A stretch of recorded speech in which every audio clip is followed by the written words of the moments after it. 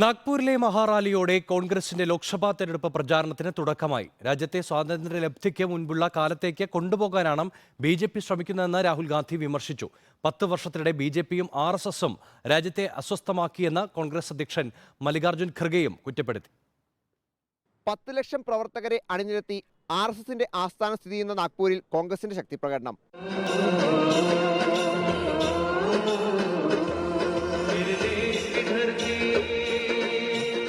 പ്രവർത്തകരെ അഭിസംബോധന ചെയ്ത രാഹുൽ ഗാന്ധി പ്രധാനമന്ത്രിയെയും BJPയും കടന്നാക്രമിച്ചു.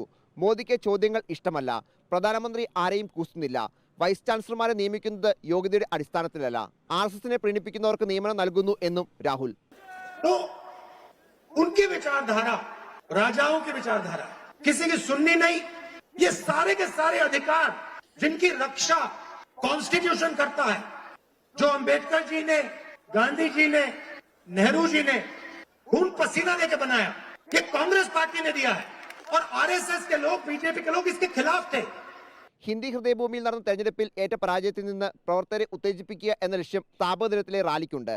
കോൺഗ്രസ്, NCP, ശിവസേന, ഉദ്ധവ് പക്ഷം ഒരുമിച്ച് മത്സരിക്കുന്ന മഹാരാഷ്ട്രയിൽ പാർട്ടിയുടെ ശക്തി പ്രകടനം കൂടി റാലി കൊണ്ട് കോൺഗ്രസ് ലക്ഷ്യം വെക്കുന്നു. രാവിലെ ദില്ലിയിലെ കോൺഗ്രസ് ആസ്ഥാനത്ത് അധ്യക്ഷൻ മല്ലികാർജ്ജുൻ ഖർഗെ പതാക ഉയർത്തിയ ശേഷമാണ് നേതാക്കൾ നാഗ്പൂരിലേക്ക് പോയത്.